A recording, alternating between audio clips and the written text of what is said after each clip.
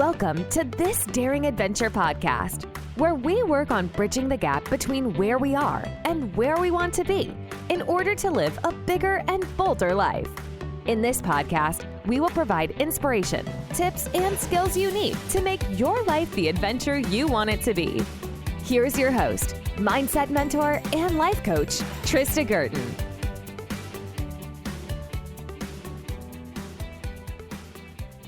Hey everybody, welcome to another episode of This Daring Adventure podcast. Thank you so much for joining me.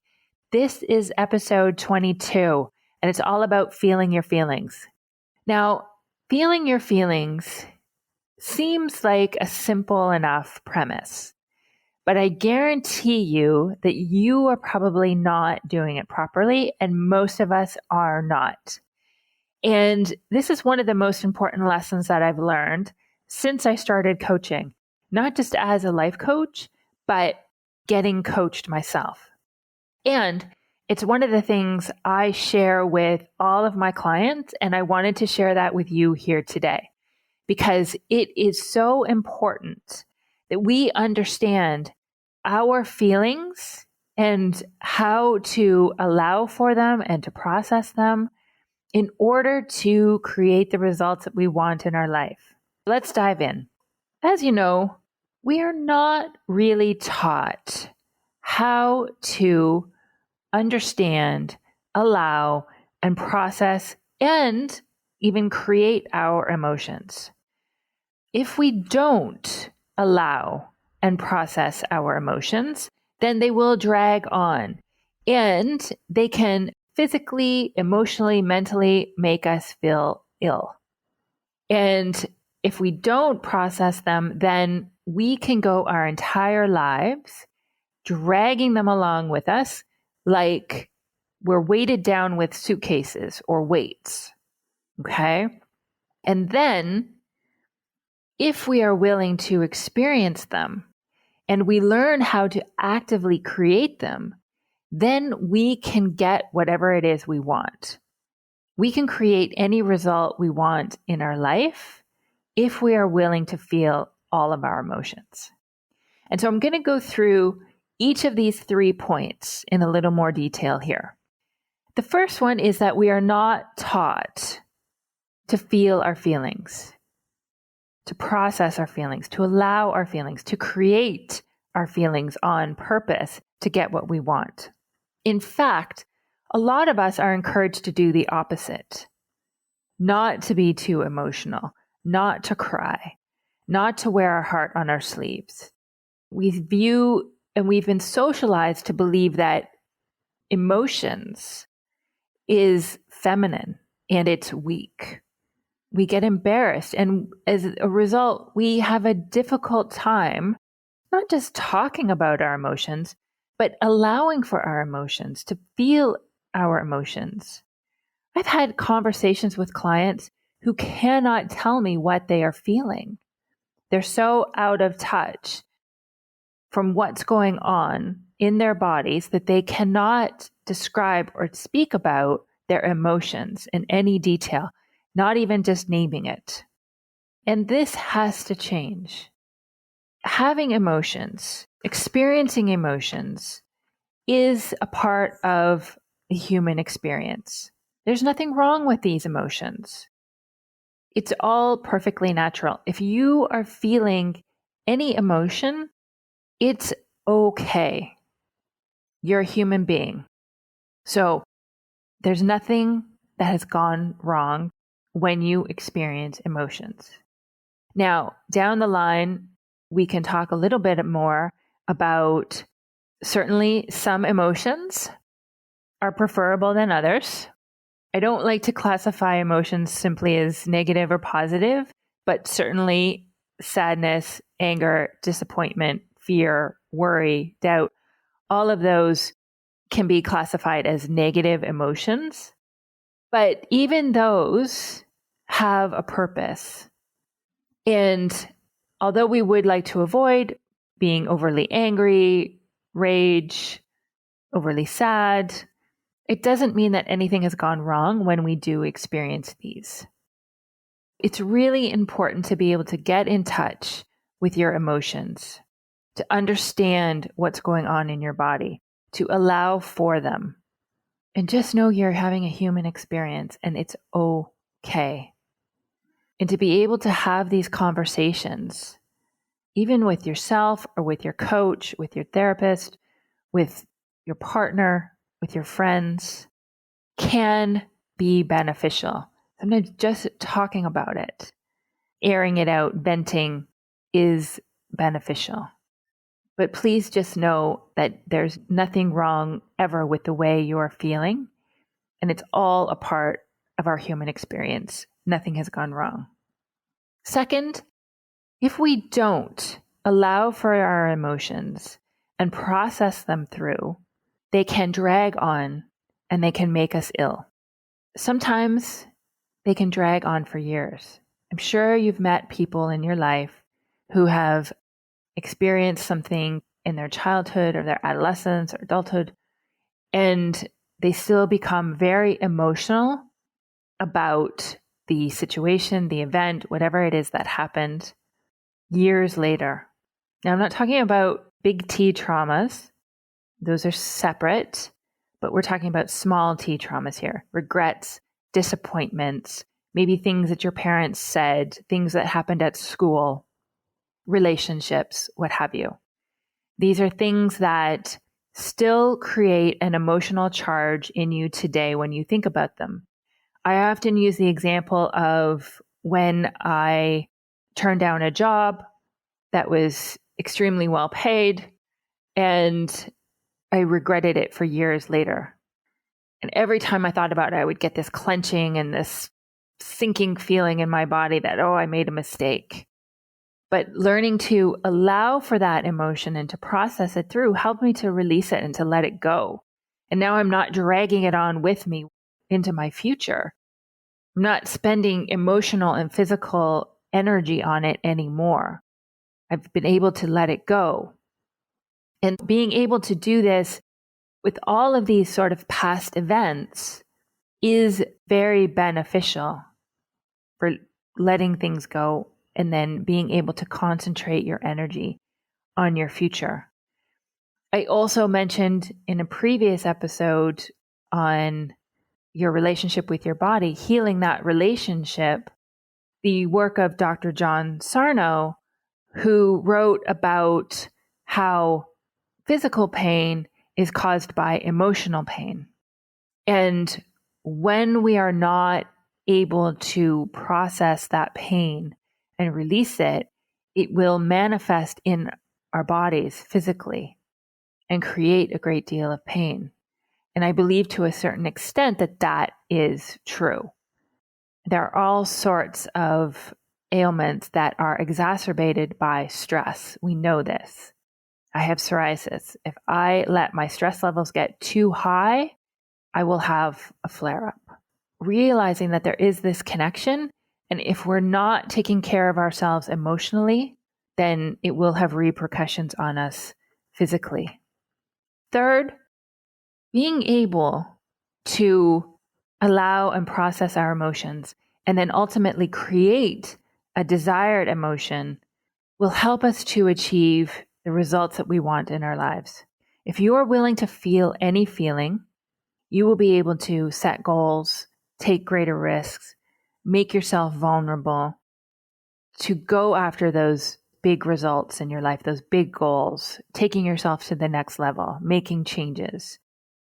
If we know that we can experience fear and doubt, disappointment, sadness, loss, anger, whatever it is, if we know we can experience this and survive and handle what comes, then we will continue to take actions towards what we want. The reason why you're not taking those actions is because you're afraid of how you might feel. You're afraid of the regret. You're afraid of the disappointment. You're afraid of being vulnerable. You're afraid of being embarrassed. But if you're not afraid of experiencing those emotions and you know how to handle them, then you don't let it stop you. And you keep going because you know that these emotions will not harm you. If you can allow for them and process them through, they will not harm you. They are vibrations in your body. when you have an emotion, you can either allow it, react to it, resist it, or avoid it. And reacting to it means we are basically acting on it. So if you are feeling an emotion such as anger, then you are reacting, you are yelling, you're stomping your feet, maybe you're breaking things. If you are resisting it, you are trying to suppress it. Similar to holding a beach ball underwater, right? Pushing it down, pushing it, trying to bury it, not allowing yourself to feel it. And then avoiding as well, sort of like a buffering where you do something to avoid the feeling, such as eating, drinking, shopping, gambling, watching Netflix, whatever it is, right? You buffer, you numb yourself to a certain extent so that you don't have to feel an uncomfortable feeling. But allowing looks like naming the feeling, understanding what is going on, tuning into what the vibration is in your body, and just allowing it to be there, not changing it, not trying to resist it, push it down, ignoring it, not doing something like having a glass of wine or two, or eating a bag of chips in order not to feel. You just simply allow it. You name it. I am feeling frustrated. I'm feeling frustrated, and that's okay. And then just processing it through, which looks like sitting quietly for a few minutes, dropping into your body, a few deep breaths, finding the location in your body where the emotion is present. Sometimes it could be your chest, it could be your throat, it could be your neck, it could be your head, it could be your stomach, it could be your back. Where are you feeling this emotion in your body? And can you then spend a few minutes just focusing on that area in your body, breathing into it and just allowing the emotion to be there? You don't need to think about it. You don't need to analyze it. You don't need to change it. You just simply allow it to be there. You need to be patient during this process. You need to just give it time. But often it's only a few minutes. So if you can remind yourself and bring yourself back, give yourself the space to breathe into it and let it dissipate, it will move through you and you will start to feel lighter. You will start to feel calmer. You will not have such a strong feeling. If we can understand that this allowing and processing is one of the most powerful things we can do for ourselves, you know that we have the think, feel, do cycle. What we think about will create our feelings. If I have a thought that she shouldn't have said this to me, and then I have a feeling of anger, then what will I do? I will maybe stop talking to her. I might leave the room. And then as my result, I stop talking to her, right? I stop talking instead of communicating, instead of rectifying the situation. And taking the time to understand that my feelings are driving my actions. If I'm acting on this anger, then what is the result I'm going to create? I'm not going to create the relationship that I want. I'm not going to be resolving this issue. I'm not going to be creating any intimacy. I'm not going to be showing up in a way that I want to. And all of our thoughts and feelings ultimately have these consequences if we're not aware of them, if we're acting unintentionally. We always have the power to show up in a way that we want to and to respond in a way that we want to any of our external circumstances. They do not happen by accident. We can be unconscious of what's going on, but it is always as a result of our thoughts about the circumstance, about the event that's gone on. It's never random. The better we become at understanding our emotions, what we're feeling, the better we become at allowing them and then processing them through, we will be able to create the results that we want. I would say for most of us, we don't want to create the result that we have a strained relationship with someone, that we stop speaking to them, right? That we don't show up in a way that we're proud of. We don't want to be avoiding our emotions, landing up overeating, overdrinking, gambling, Netflixing. We want to be showing up in a calmer, more confident manner, not reacting, not yelling. We don't want to experience the discomfort of all this resisting of the emotions and dragging it on for years at a time. And getting in touch with these emotions and understanding the process allows us to become more powerful in our lives. This is where our power is, and our outcomes become more desirable. And ultimately, then, we learn how to generate the emotions that we do want in order to get what we do truly desire, setting those goals, becoming who we want to become, taking ourselves to the next level, because we know how to allow and process emotions and then generate them on purpose to get what we want. Even as I experience fear and doubt and failure or disappointment, I understand that this is all a part of the process. It's all a part of the human experience. It's all a part of going after and creating what I want. And I keep going.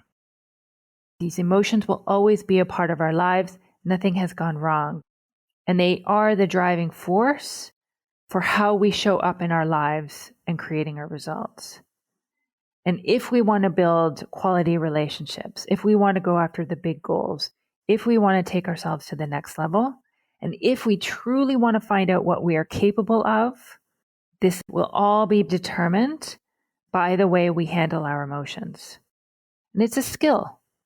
It's a skill. As I said previously, we are not taught how to do this when we are younger. And if we can practice this and become more skilled at it, then we will become better and better at it. And it will become easier. I have found for myself that I have less ups and downs and I'm less all over the place like I used to be. I am much more conscious about how I react. And then when I do experience a negative emotion, I am able to understand what is going on, become aware of it, and then allow it and process it through so it doesn't impact my life for a greater period of time. And I don't experience the negative consequences because I'm not avoiding it, reacting to it, or resisting it. And so you can become better and better at it over time with more practice. It's just like any other skill. Stay with it. Have patience with yourself. Be kind and compassionate with yourself as you learn this process. And everything you want is on the other side. Emotions are such an important part of our daily lives, and they are key to creating the life that we want. If you want some help getting in touch with your emotions, learning how to allow them and process them, I offer private 1-hour coaching sessions with me, and the link to my calendar will be in the show notes. This is a great opportunity for you to take the time. Let's go through what you're feeling, how it's impacting you, how it's creating the results that you are getting in your life. And let's talk about how you can start to allow them and process them so they're not having a negative impact on your life. When I work with my clients over the 3-month period, the 3-month program that I offer, this is something that we go into in depth. And we're able to work through what results you're creating in your life and why, and then deciding what you want to let go of. And I teach you the tools and the skills that you need in order to process your emotions, manage your thinking, let go of some of your limiting beliefs, and start to build that relationship with yourself so that you have a very strong and solid foundation of love, trust, acceptance in order to go after what you want and truly create the life that you desire. Who do you want to become? What does your life look like? What goals do you want to set for yourself? These are all things that we work on in the coaching sessions. And I truly believe that anything is possible. If you really want it, you can work your way towards it. And having the support, having the space to go through all of the emotions and all of the thinking that comes up along the way with someone who is there to support you 100% is one of the best investments you can make in yourself and in your future. I invite you to sign up for the 1-hour coaching session and let's talk. It's a very exciting process, and it's one that I am truly honored to be a part of in your life and in the lives of my clients. If you have a moment to share, subscribe, rate, and review this podcast, I would really appreciate it. It goes a long way to sharing this podcast with other listeners. Thanks, everybody. I'll talk to you in a couple of weeks. Bye-bye. Thank you for listening to This Daring Adventure podcast with your host, Trista Guertin. We hope you enjoyed the tips and conversations on how to get excited about life again. As always, you can head to tristaguertin.com for additional resources and to book a one-on-one coaching session. You can also follow Trista on Instagram at Trista V. Guertin. Don't forget to subscribe, rate, and review us on Apple Podcasts. Thanks again for tuning in, and we'll see you next time.